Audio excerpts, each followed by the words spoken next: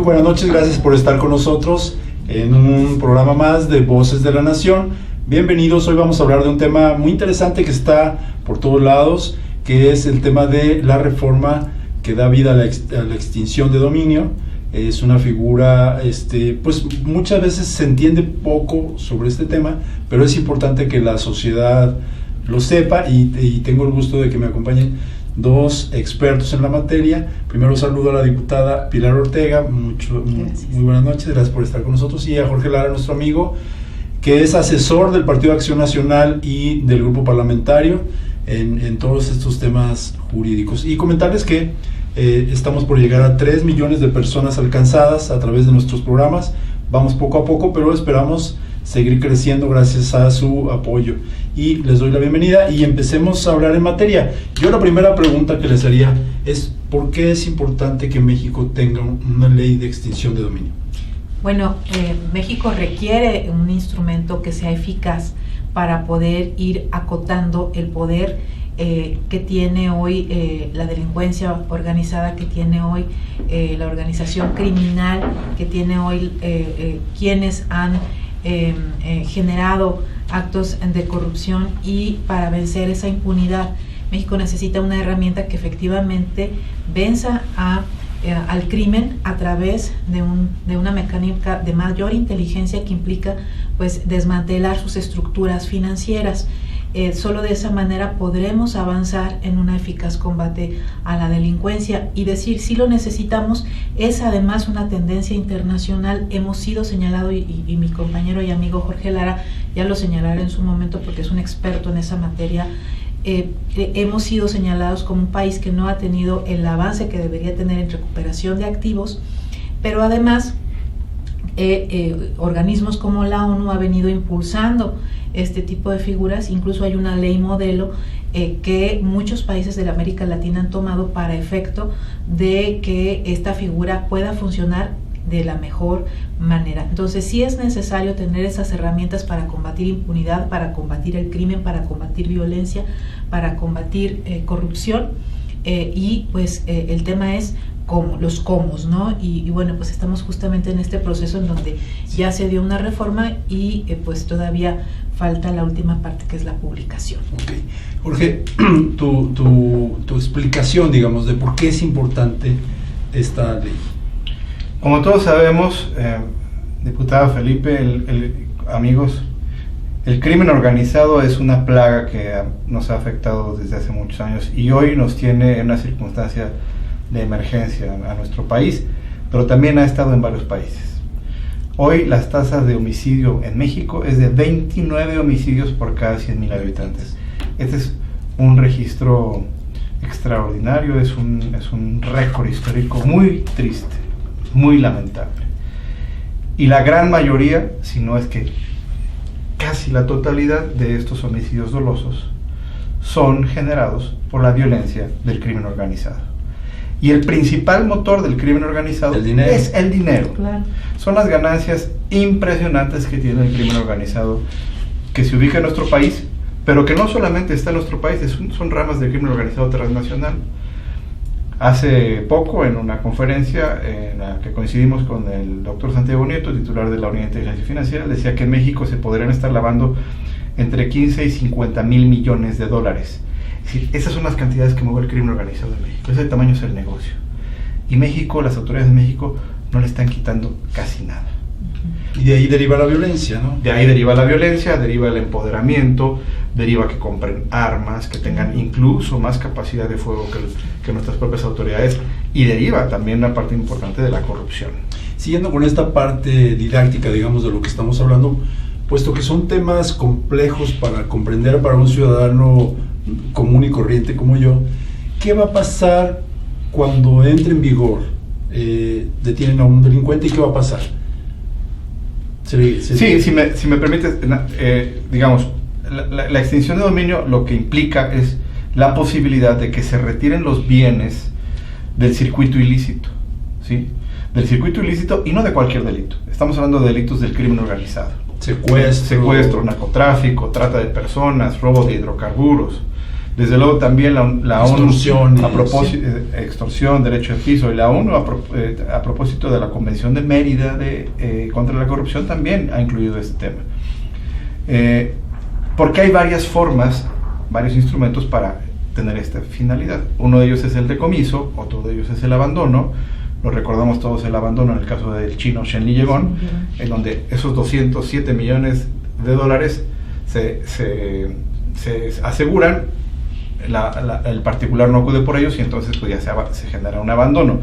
Y la tercera es la extinción de dominio, que como bien decía la diputada Pilar, en todos los países existe, con las mismas características que lo estamos aprobando ahora en México. Hay que decir, esta figura data del 2008. Sí, de la reforma constitucional, ¿no?, de 2008, que dio lugar a la Ley Federal de Extinción de Dominio y a leyes estatales de extinción de dominio. ¿Cuál es el problema? Que técnicamente tenía un problema muy grave, que para que esto funcione significa que no tienes que depender de que el juez penal encuentre a una persona culpable. Por cierto, ¿fue iniciativa del PAN? Esa fue una iniciativa del entonces presidente Felipe Calderón, del PAN, impulsada por el PAN, auspiciada por el PAN, y hay que decir que esta revisión, esta reforma constitucional, tú lo recordarás, Felipe, también fue impulsada por legisladores panistas.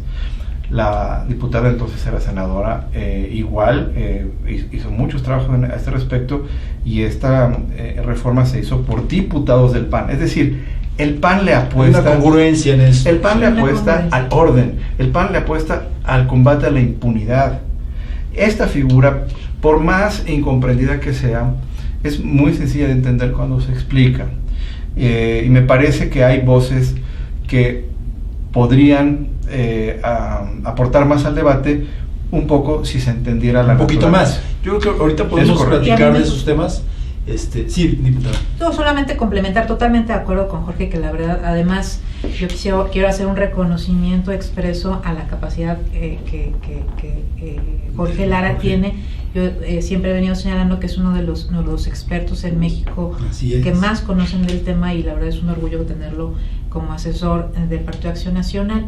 Y en la parte técnica, bueno, es impecable lo que ha explicado. Simplemente señalar, y bien lo decía Jorge, cuando yo fui senadora presenté una iniciativa y los diputados del PAN presentaron otra, que finalmente fue la que se dictaminó en la legislatura anterior en la Cámara de Diputados y pasó al Senado.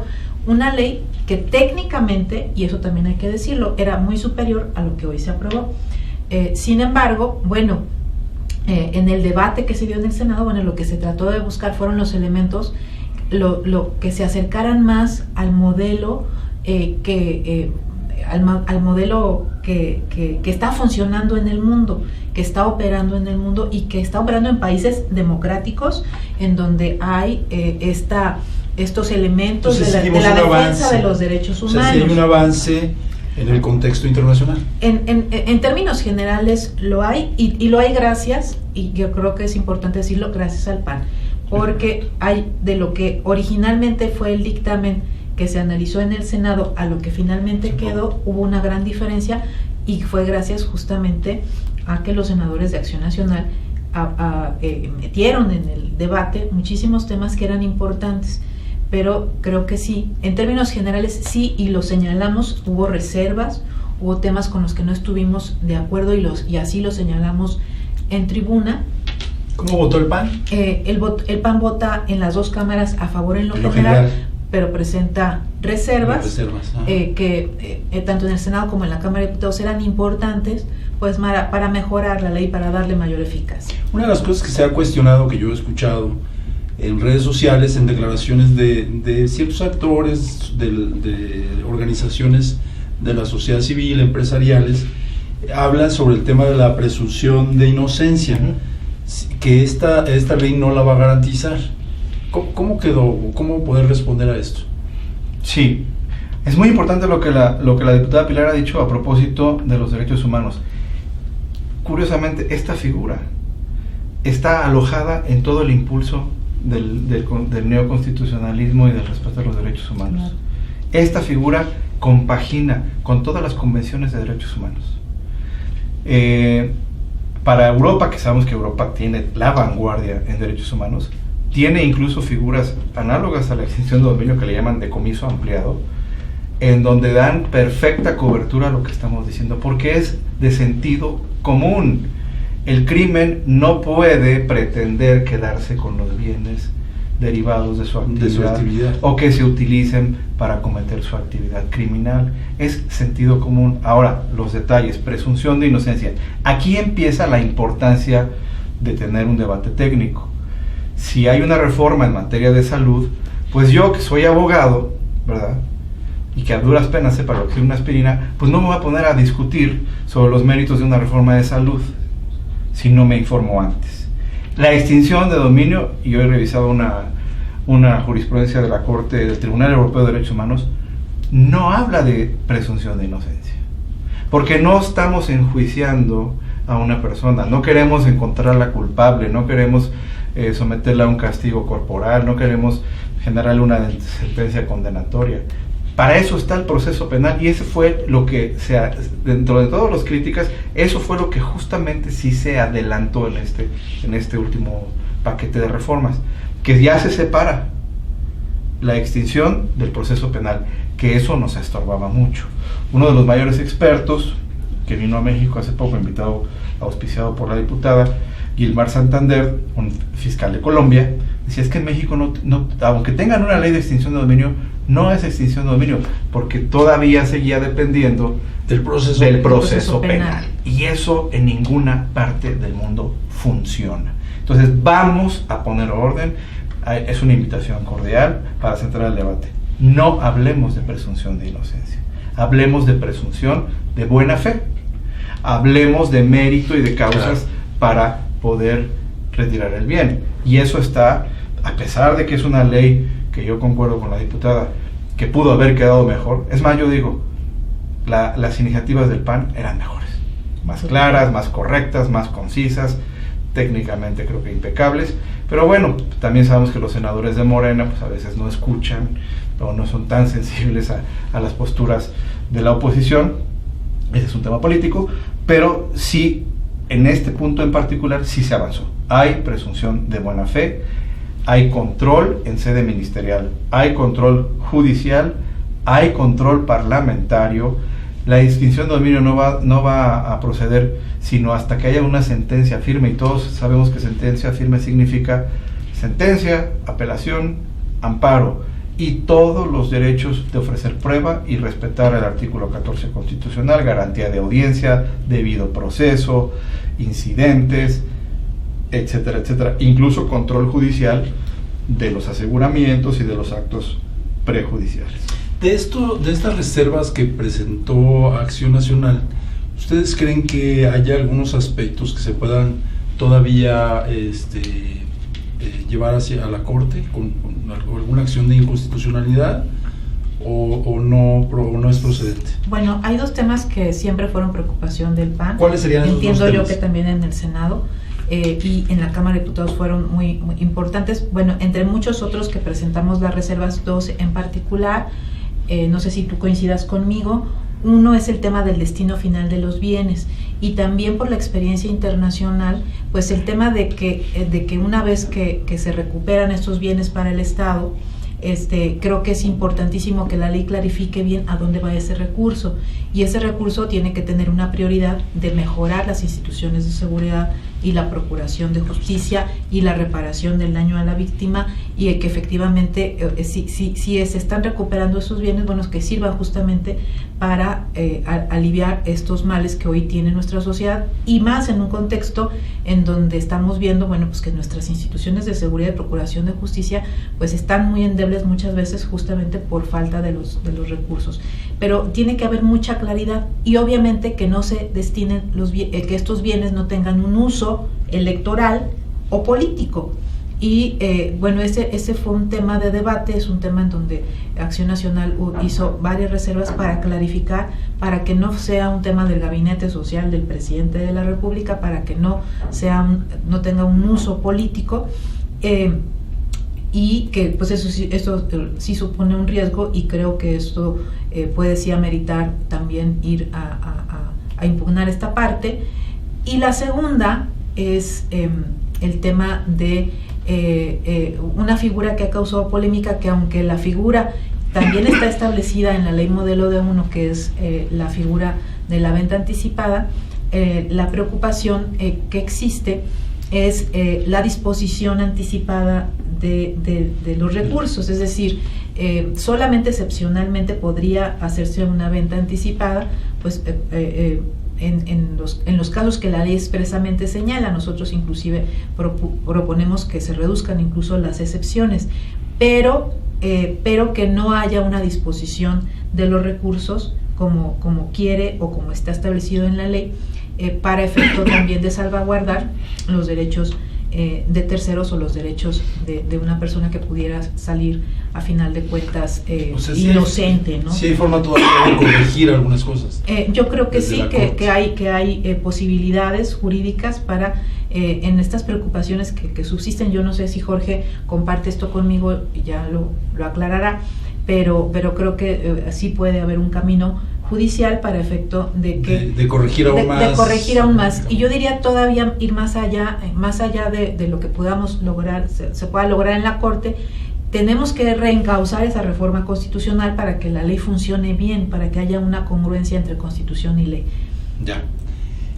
George, también hubo, digamos, ya metiéndole un poquito la candela política, la forma como explicó el presidente también causó confusión en su mañanera, ¿no? Si me permites, previo nada más a un comentario sobre venta anticipada. A ver, la venta anticipada, si se lee como está el texto, evidentemente va a generar preocupación, pero hay que entender que la legislación, todas las leyes, hay que leerlas y darle una interpretación funcional, ¿sí?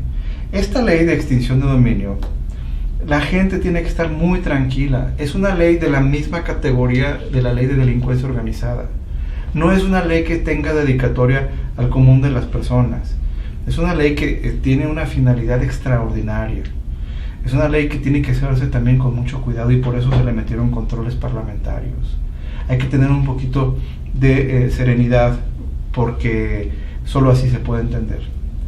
La venta anticipada tiene una lógica económica muy elemental y también la tienen en Europa, por cierto.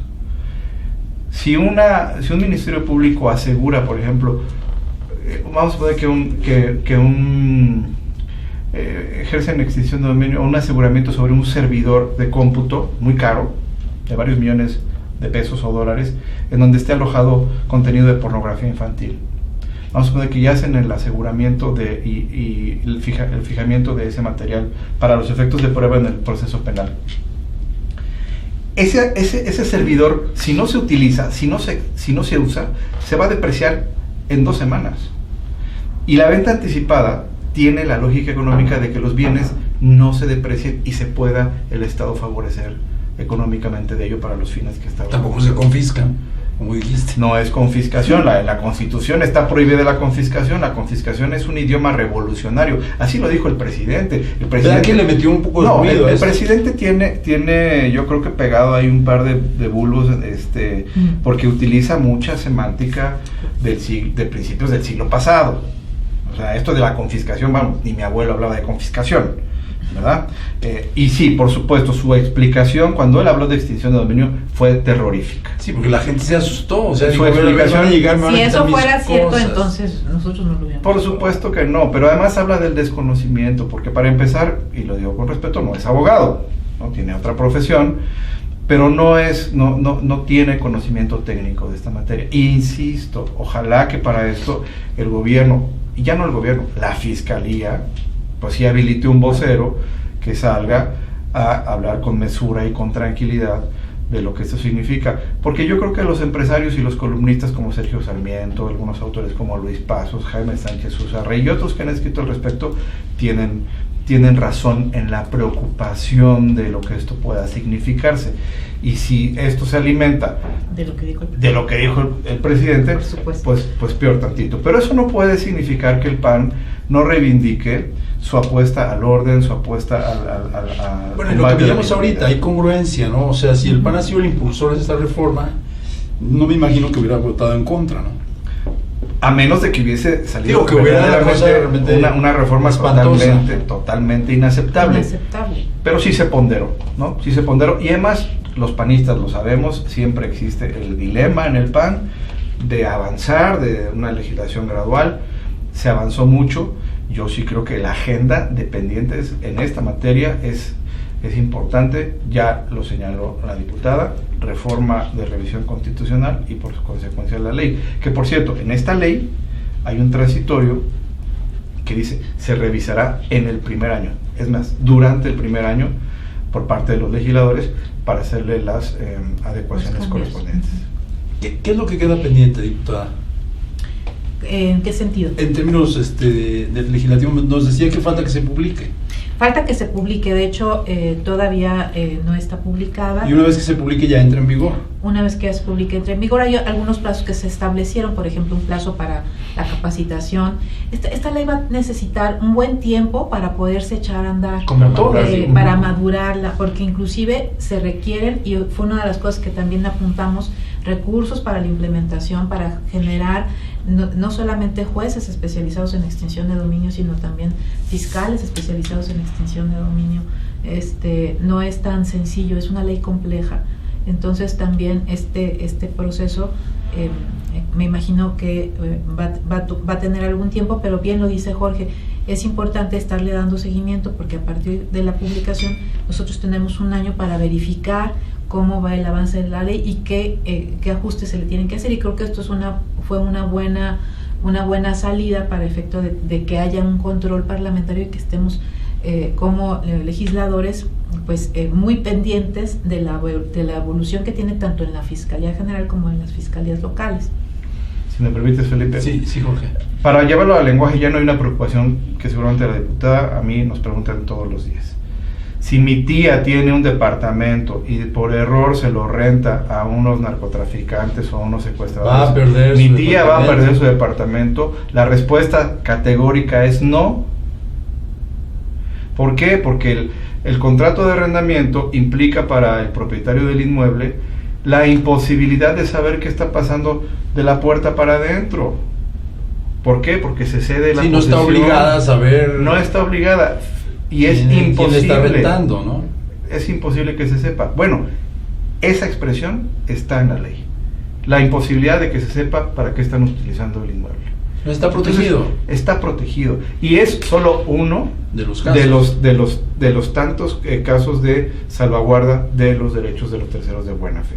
De manera tal que es un llamado a ver esta ley con optimismo, con mucha tranquilidad, con mucho cordura, y con también, obviamente, el Ministerio Público necesita estos instrumentos, porque al final del día, yo creo que lo que sí nos tiene que preocupar a todos es que el crimen organizado se siga empoderando cada día más, con más recursos, con más armas, con más espacio territorial, en perjuicio pues de todos como país, ¿no? Y diversificando sus formas de actuación, porque lo sabemos quienes hemos padecido estos temas en nuestras regiones de donde venimos.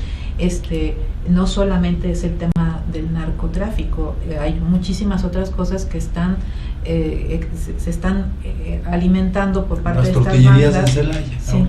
Bueno, el robo a casa habitación es un delito que ha subido de manera muy fuerte. No es el caso para este tema, pero finalmente ahí está, detrás de todos estos fenómenos, pues están bandas del crimen organizado, ¿no? Vamos a suponer que apareciera el tema de estos ¿cuántos centenarios se robaron de la Casa de Moneda? 1500 centenarios que aparezcan en algún lugar, y que no sea posible en un momento dado enjuiciar penalmente por tecnicismos o por alguna otra razón a los que hicieron este robo. Pues ¿qué? Entonces ¿ya nos vamos a quedar con los brazos cruzados? ¿Se va a quedar con los centenarios? No, las fiscalías necesitan instrumentos para trabajar, y la extinción de dominio ahí aplican de inmediato, o sea, aplican automático, ¿no? Uh-huh. Bueno, ahí por supuesto. Hay un símil. Todos hablamos de las versiones de los programas de cómputo. En Colombia, por ejemplo, que es uno de los lugares donde más se ha beneficiado el país y el orden, después de los problemas tan graves del narcoterrorismo que llegaron a tener y de guerrilla, etcétera, empezaron en los años, fines de los 90 con una ley de extinción de dominio que yo llamé 1.0, ahora van ellos en la ley 4.0, ¿no? Se han estado avanzando todos juntos, las cortes, los legisladores, los fiscales, la sociedad. En México, con un problema más grave que tenemos en materia de crimen organizado, hay que decirlo, y ahora viene también el tema de trata y de tráfico de migrantes, vamos apenas en la versión 2.0 y hay que revisarlo. De ir hacia arriba. Exactamente. Que, aprovechando de una vez, ya viene, digamos, el primer informe del presidente López Obrador. ¿Qué pendientes y qué temas importantes hay en materia de procuración de justicia? Bueno, creo que tenemos que avanzar en una revisión muy integral de todo lo que es el sistema penal acusatorio y de revisar cómo efectivamente en este nuevo gobierno se está fortaleciendo o se está debilitando al sistema. Y cada mes, ¿verdad? Es el peor mes y es el peor mes y no termina. Está a punto de salir, yo creo, el nuevo reporte, ¿no? Y sí, viene igual. De hecho, hoy se publicó, o ayer, un reporte que se hace por parte de México Evalúa, y donde pues ellos, la conclusión de México Evalúa es que pues, hoy tenemos un grado más elevado de impunidad, de que el sistema pareciera que no está operando bien, pero recordémoslo, no es un diseño institucional ni legal, como nos lo han tratado de vender, es un tema de operación, es un tema de los operadores, es un tema de política pública, es un tema de que la administración también tiene que apostarle a fortalecer las fiscalías, a fortalecer el sistema pericial, a fortalecer la policía de investigación. Hoy eso no se está haciendo, no se están destinando recursos a eso, y vemos más bien menguados los recursos porque la austeridad agarró parejo, y hoy también estamos viendo que la austeridad está pegando a nuestras instituciones de procuración y seguridad pública. Entonces, mientras eso no se enmiende, pues el sistema no va a funcionar como es debido, como debería funcionar. Como debería estar funcionando. En economía, 0.1%, ¿verdad, Jorge? Y en seguridad, pues casi 30 homicidios. Casi 30 homicidios por cada 100,000 habitantes. Cada 100,000 habitantes, una cifra... No, es una cifra que nos pone, perdón que lo diga, a la altura de algunos países en Centroamérica. Como lo ha dicho Marco Cortés, el presidente del PAN, o sea, no es que las cosas vinieran bien con Peña Nieto, pero parece ser que no hay forma en el corto plazo de que mejore, ¿no? Yo creo que el PAN cumplió su labor de oposición al señalar muchos errores del gobierno de Peña Nieto que nos dejó postrados en materia de corrupción, de seguridad, abandonaron todas estas figuras y en buena medida el triunfo del presidente López Obrador pues se significó por eso. Pero justamente fue esa la razón. Exactamente, pero no ha generado los remedios que se esperaban. Él decía que que al día siguiente iba a acabar la violencia. Por acto de magia, al día siguiente que él ganara con el ejemplo vivificante iba a generarse toda una nueva contextualidad de seguridad y de no crimen. Ya vimos que ese diagnóstico pues fue incorrecto, que le ha fallado sus pronósticos, sus autoprofecías, pues todas han fallado, ¿no? Él decía que íbamos a crecer al 6%, él decía que al día siguiente de su triunfo ya no iba a haber delito, ya no iba a haber corrupción, y seguimos con... Y que la gente se iba a portar bien y que en automático iban a bajar los delitos, lo cual no ha ocurrido, de hecho, más bien al contrario, ¿no? Y en ningún lugar ocurre, ¿no? Con tantos incentivos. Cuando él advierte desde la campaña en la transición y luego que habrá amnistía para el crimen organizado, pues el crimen organizado reacciona pues de una manera mucho más agresiva. Qué terrible, ¿no? De verdad, digo, a mí me hubiera gustado, y yo creo que ustedes también, pues que estuviéramos hablando de cosas positivas de este gobierno, ¿no? Pero lamentablemente yo no veo por dónde, o sea, con esos... No, hubo una gran expectación social. Yo sí coincido con Jorge en el tema de que mucha gente le apostó por ese cambio justamente porque venía una ola de impunidad importante, una ola de corrupción importante.